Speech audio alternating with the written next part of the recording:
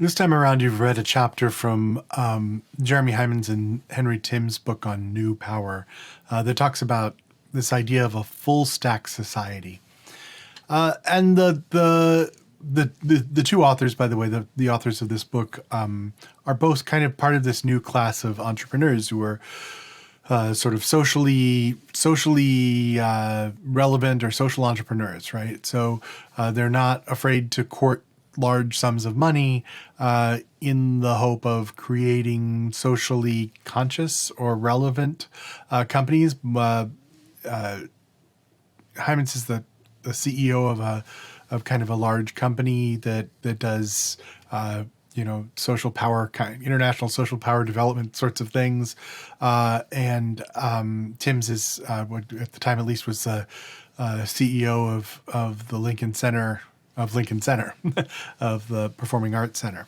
And so, they kind of have a foot in both worlds. They're not academics. They're talking about what they see as being a shift in the way that power is distributed in society from kind of traditional institutional power to crowd-based power. They had a piece in the Harvard Business Review where they kind of have these four quadrants in which you have very traditional kind of companies that consider themselves to be, in a kind of a defensive mode where they deliver products directly. I mean, Apple is their example and the perfect example of this, where Apple decides what you should do. This is less and less true actually of Apple, but at least the traditional view of Apple is kind of, we are the designers and we design things that people will like and they will buy them from us. And that's kind of a fairly traditional, that you could see. This is Henry Ford. You can have it in any color you want as long as it's black, kind of a thing, right? And they see kind of people reaching out to customers and having customers become, brand ambassadors in some cases, or kind of developing these kinds of very strong brand communities, which we've talked about in another course, but around Volkswagen, or they talk about Patagonia, or a number of these. Actually, Apple to a certain extent now too. I mean, these groups that have fans that help to. The difference between those and Apple probably is that they do feed back some of that into the product design in the case of, say, Patagonia or Volkswagen. And they also cater to those who kind of hack these things and make them part of a lifestyle more broadly, right? And then they talk about kind of other organizations that at the most extreme end really do engage the crowd directly. In this chapter, I guess there's two pieces to this argument. First, they talk a little bit about the axis around the Benkler-Carr wager, that this idea of the question of commercial involvement in commons-based systems, and then they that's the first half of it, and the second half they talk about what they're calling the full stack society, and especially the stack that they haven't talked about in the rest of the book, which is how do you actually get people to participate. So I want to talk briefly about those two pieces and how they fit into this idea of publics, because I don't know, I probably could have done a quick search, but I don't think they actually mention the word public. They do mention a lot the word crowd here, and I will say that crowd. There is this this cluster of words that if you were looking at a word embedding in the English language, you'd see them very closely clustered together, and that is kind of crowd, which goes along with mass, which is kind of the friendlier version of mob, which is related to public, right? So it's this idea of the crowd and the public are I don't know if they're synonymous, but they feel fairly synonymous. I suppose a crowd can be, a rowdy crowd, even a rowdy crowd. I mean, Stonewall was a riot. I mean, even riots are public spaces in which people make, in this case, violent claims and change society. I mean, one of the things that we don't really think about, I mean, we talk a little bit about riots today, and the word riot is highly disturbing because people get injured and property gets damaged. But if you look at the history of the United States, it's a history of riots, right? I mean, the country was founded on a process of continual rioting. And so that is a form of a public. It's not certainly not the kind of deliberative public that we tend to think of in highbrow publics, but even a riot is a public. So I think when they're talking about crowds here, the relationship between crowd and public is pretty close. Anyway, so he starts with the Benkler car wager, and I have to say, the Benkler car wager holds a special place in my heart. In 2006, I was at Wikimania, which is kind of the Wikipedia. I guess it's a conference/fan event, right? Like it's people who are Wikipedians, although there are a handful of academics. I was among a handful of academics, probably, there were probably a half dozen or maybe more people who were faculty or professors or had PhDs that were there. In fact, one of the questions was whether Wikipedia should put like a little star next to you if you have a PhD. And it was funny because lots of people in the crowd were saying, yeah, that seems like a good idea. That'll give us a better idea of authority. And the faculty who were there, the people who had the PhDs were like, no, don't do that. That's just going to make things worse. Anyway, so it was, there were definitely academics there. Among them, Benkler. Kai Benkler was there because he's at Harvard Law. And so it made sense. And he writes quite a bit about Wikipedia. So it made sense that he would be there, and he was as part of a plenary.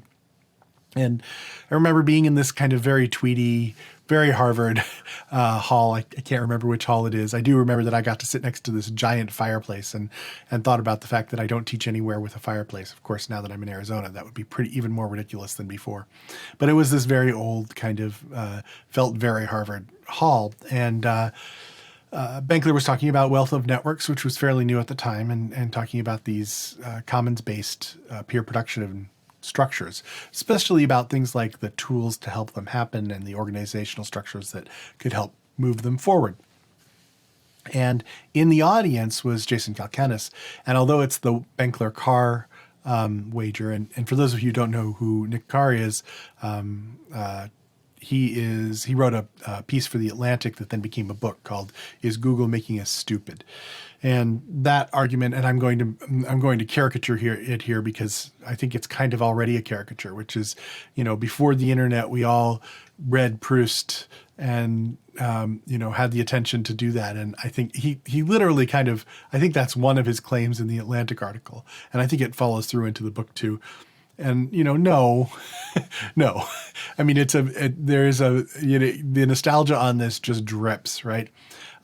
So Carr was arguing that Wikipedia was an anachronism, that it was a historical anomaly, and eventually it would go commercial, and everything else that would happen would be commercial.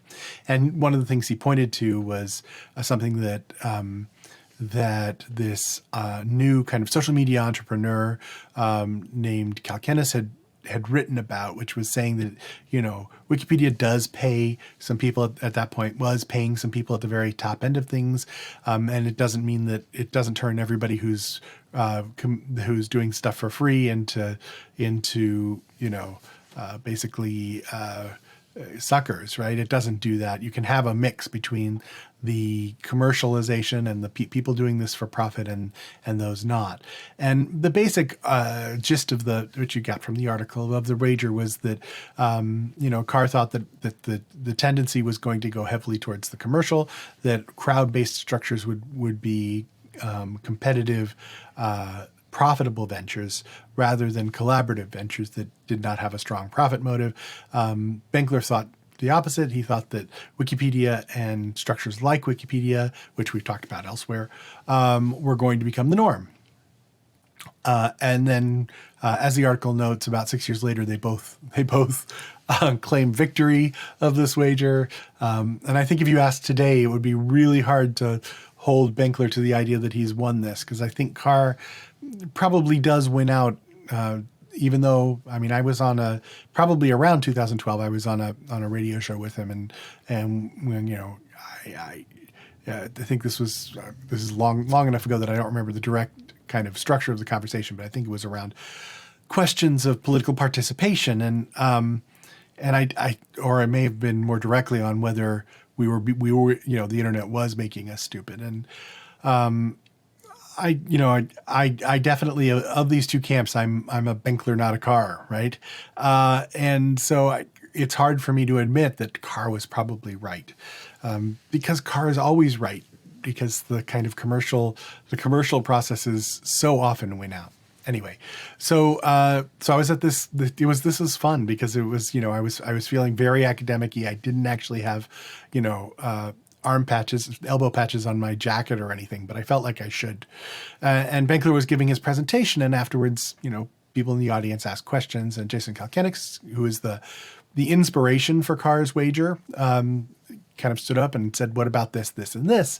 And Benkler answered, and then Kalkenix answered some more, and eventually they said, "Let's move on." Right? Like they took the mic out of Kalkenix's hands, and afterwards I found a video online of them talking more politely, kind of sitting across, sitting in later on, but they basically came together and kind of continued the conversation afterwards, and it felt like middle school. Like it felt as close as you get to an academic throwdown, right? Because the two of them are there talking, and basically the whole room kind of does a circle around them. And I kind of expected them to start saying, "Fight, fight, fight." They didn't, but it felt that way, right? It was all very much more civil, but there was this underlying kind of deep question of what was going on there. And the basic argument is like, how do you, is there do you have to set up a firewall between something like Wikipedia and commercial expression? And I have to say, like, Wikipedia is a really interesting anomaly in this, in that they have been very clear, and I don't know that this will last forever, but they have been very good, or I don't know, very strong in their defense against taking money in advertising, right? It is arguably one of the most sort of, if you did run ads, you could make a mint. And remember that Jimmy Wales was an entrepreneur before he started Wikipedia, before he co-founded or founded what became Wikipedia. And so it's not that he's adverse to making money, but he's been very good, and so has the organization that has kind of been born out of that, at saying, no, we want your donations. We desperately need your donations. They eat up a huge amount of traffic on the web, but we want to try to keep this completely separate from advertising, right? We want it to be money and contributions from people, so that we are not exploiting all of the millions of hours of writing that people have done to make Wikipedia happen. They, I think, quite rightly feel that editors would abandon the site if they felt like they were being taken advantage of and being asked to contribute to something that they weren't getting any of the money back on, right? Anyway, so that because I was right there kind of when the wager occurred, right around when the wager occurred, that summer of 2006. I think this kind of is a really interesting crux point. I mean, it reflects back on an earlier division, which was between Richard Stallman and someone named Eric Raymond. And that division was between what was called free software and what was called open source software. The latter could be commercialized. The former Stallman was not in favor of anyone paying for software or selling software.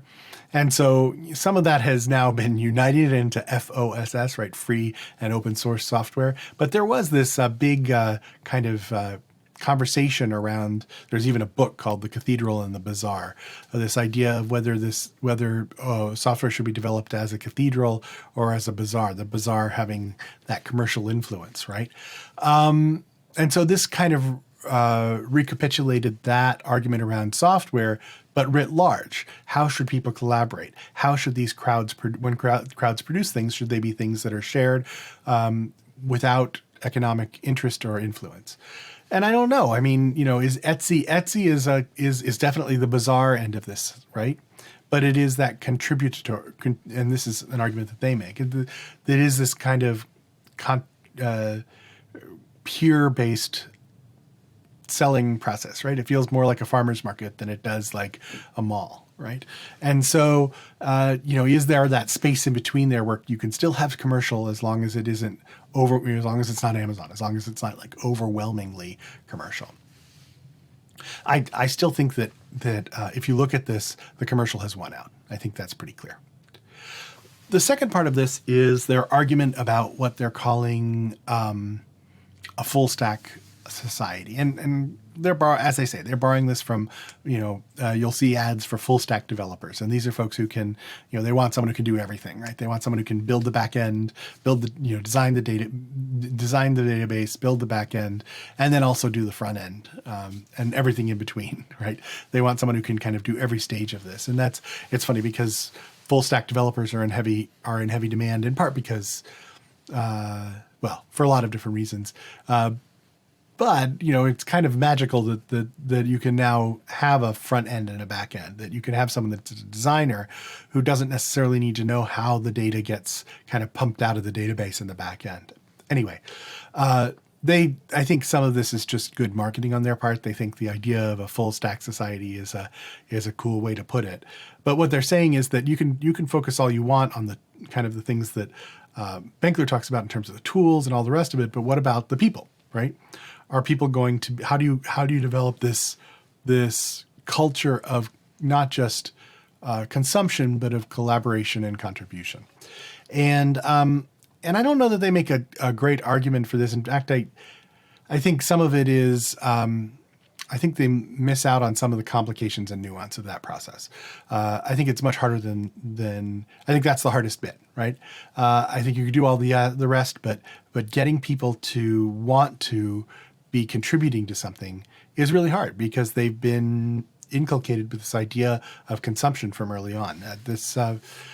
Postman has this argument that we focus a lot on 1984, right, as a scary novel, right, and the idea, the way Postman puts it is, what if the problem is not banning books, but that nobody wants to read them in the first place, right? And he says this is the difference between 1984 and Brave New World, right? 1984 is a totalitarian regime, and Orwell saw that as the direction we were heading, and I don't think he was entirely wrong, especially over the last few years. We have a number of governments banning books in various ways, right? Including those in the United States, trying to destroy books or get them out of libraries and that sort of thing. So it's not entirely beyond the pale to think that you could have a regime that is trying to limit knowledge and access and get you to watch TV and having the TV watch you. It just doesn't seem as, honestly, it seemed weird to me in 2000. And now, as we get into the third decade of this millennium, it doesn't seem as weird as it did, 2 and 3 decades ago. It does seem like things are moving towards totalitarianism. But when he was writing about this, and Postman's writing about this, I guess, in the 1980s, when he was writing about this, he said the much greater threat is Brave New World, where people are not forced to engage this way. They kind of choose to. And they choose to because they've they've internalized a lot of these pieces. And anyone who's read Foucault is recognizing a piece of this. You don't need totalitarianism if we all enforce it collaboratively.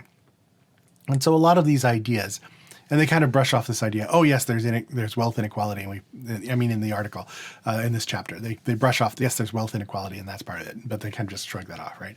But there's this huge kind of feeling in the US that kind of consumption and fan consumption is the norm, and changing that culture from consumption to participation is, I think, like one of those moonshot challenges. I think if you want to change society, figuring out how to get people to move off of consumption and towards pure production is probably the essential way to do it, or participation, right?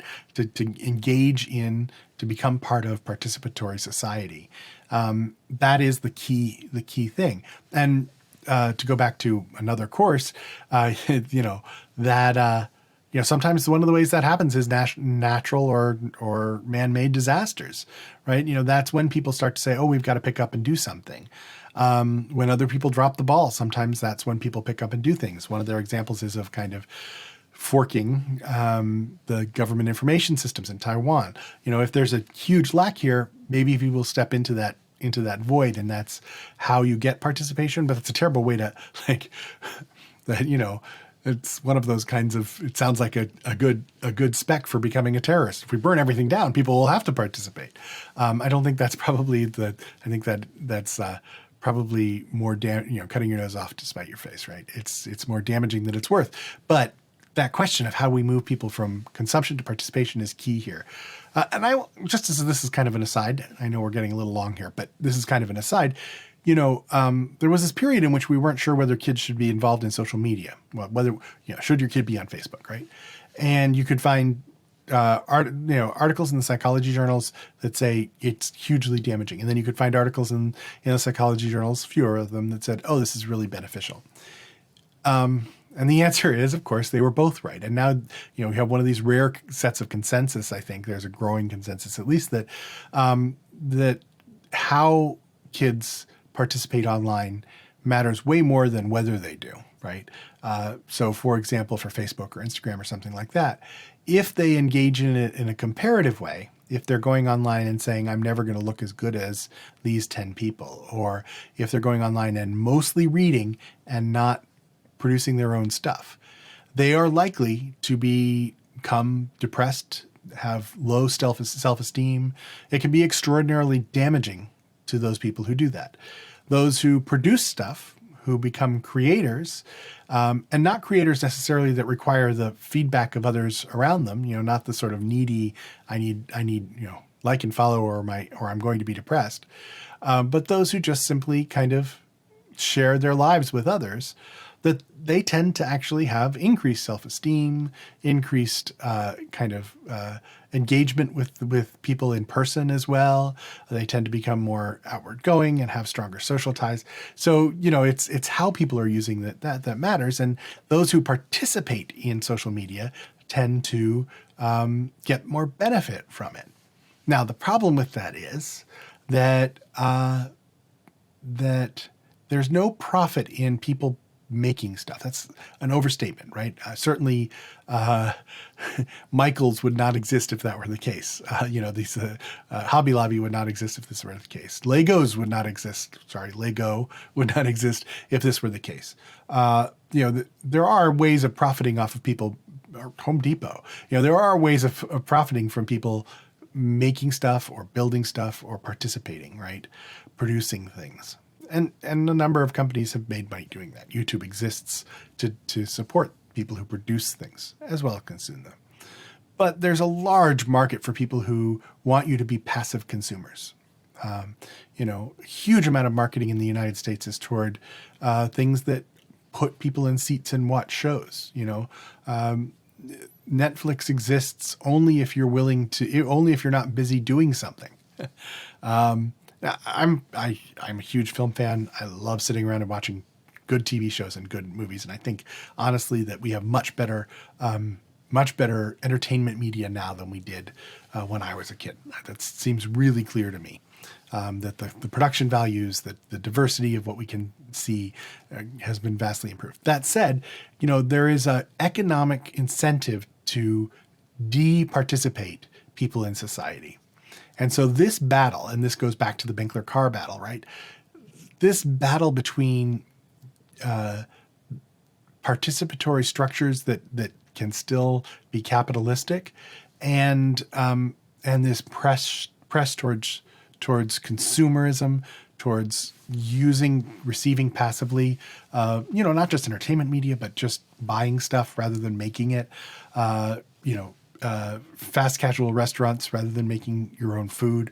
This whole range of things is built on inculcating among a consumer base this idea of buying something new, of tying your identity to what you buy, of passively consuming things, especially things that would then be thrown out or worn out. And this is particularly true for the United States. There's a great project of anthropologists who go out and basically inventory things in people's homes. And, we have a huge, and I'm looking, you have a green screen behind me, and on the other side of it is all my junk. This is not, this is all of us. But we are all kinds of hoarders in the U.S., especially because we've tied consumption to part of our identity. And so this is a really hard, that I think they do a gloss of it, but I think this is a really hard nut to crack. And I do think it's not just one more layer of this full stack. I think that question, the question of the culture of participation, is key to working publics. And I think that we are losing our publics because of that lack of participation. And social media is not the answer by itself, because it's clear that just participating isn't enough. You need tools that bring about deliberation and other pieces here. But that if we can't figure that piece out, then there is no public to be had. We need people to want to be part of it and to want to participate and to contribute to these things for us to have workable publics. And I don't know what the pathway towards that is, and I don't think that this chapter gets us there. I do think that that is the crux that we need to be thinking about. How do we start to get people to want to participate, to understand the joy of that, to understand the efficacy of that to public life? All right. Thank you.